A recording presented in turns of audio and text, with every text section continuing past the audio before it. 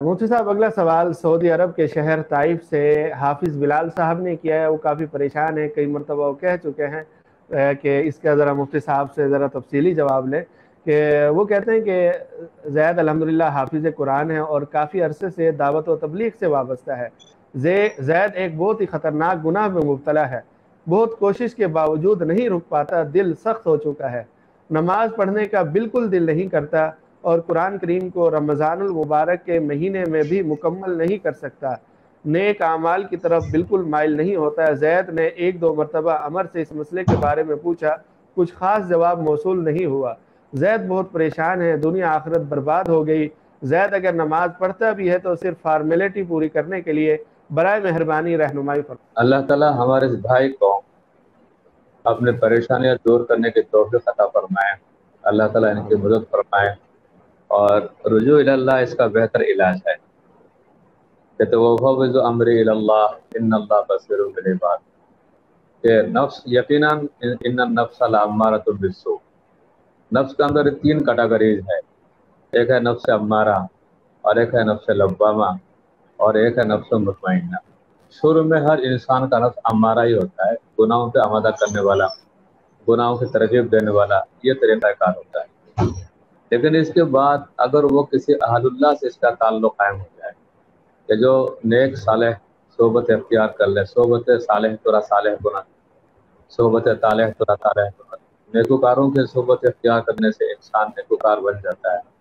अगर अपनी गैदरिंग ऐसे लोगों के साथ है जो नमाज के नहीं करते तो फिर उनका मामला ख़राब ही रहता है। इसलिए सबसे पहले तो सिर्फ दिल से तौबा करें, इसलिए कि तौबा अल्लाह ही कबूल करता है, कोई और नहीं करता। अगर दिल नहीं मानता फिर भी अल्लाह से मांगे, इस बात की दुआ में मांगे कि अल्लाह मेरा दिल मानता ही नहीं है, मेरे दिल का अंदर कसावत क़ल्ब है, सख्त है, अल्लाह इसको भी दूर कर। यानी जो भी चीज़ उसके सामने आ रही है, नफ्स के हवाले से आ रही है, शैतानी ख्यालात है, कुछ भी है, इस चीज़ को अल्लाह के सामने रख। अल्लाह ताला फरमाते हैं उजूब दावत दाई इज़ा दआन, कि जब बंदा अल्लाह से मांगता है, अपनी कमजोरी का इजहार करता है तो अल्लाह ताला कबूल फरमाते हैं। इससे बढ़कर और क्या हमारे पास जरिया और वसीला है। तो इसीलिए जब इंसान अच्छे गैदरिंग में, अच्छे जमात में उठना बैठना शुरू करे और इस्तिग़फ़ार करता रहे, अस्तग़फ़िरुल्लाह रब्बी मिन कुल्लि ज़ंबिन व अतूबु इलैह, यानी कोई गुनाह हो भी जाए फिर भी इस्तिग़फ़ार करता है, तो उस सूरत में ये नहीं कि गुनाह की तरगीब दी जा रही है, वो तो छोड़ने के लिए है। लेकिन इंसान कमज़ोर है, अगर वो काबू नहीं पा सकता तब भी इस्तिग़फ़ार करे कि अल्लाह मुझे बचा ले, अल्लाह मुझे बचा ले, अल्लाह मुझे बचा ले। और फिर सजदे में जाके, नवाफिल में जाकर सजदे में जाकर दुआ मांगे कि अल्लाह मैं कमज़ोर हूँ, रब्बी इन्नी मग़लूबुन फ़ंतसिर, इस तरीके से। और फिर अपनी गैदरिंग तब्दील करें, सालिहीन की सोबत अख्तियार करें। उहिब्बुस सालिहीन व लस्तु मिनहुम लअल्लल्लाह यरज़ुक़ुनी सलाहा, कि मैं खुद तो नेकोकार नहीं, नेक नहीं बन सकता, लेकिन मैं ताल्लुक़ रखता हूँ नेकोकारों के साथ, ताकि उनके सोबत से इंशाअल्लाह मेरी ज़िंदगी में तब्दीली आएगी।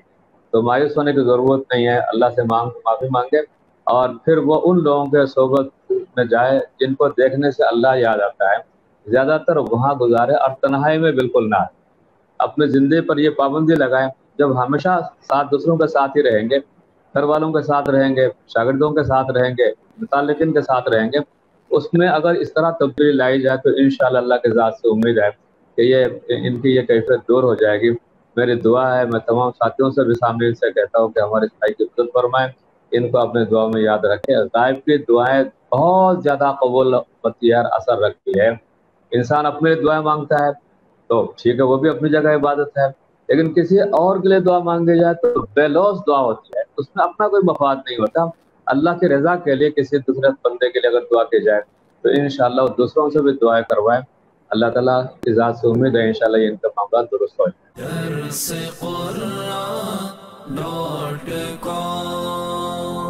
www.darsequran.com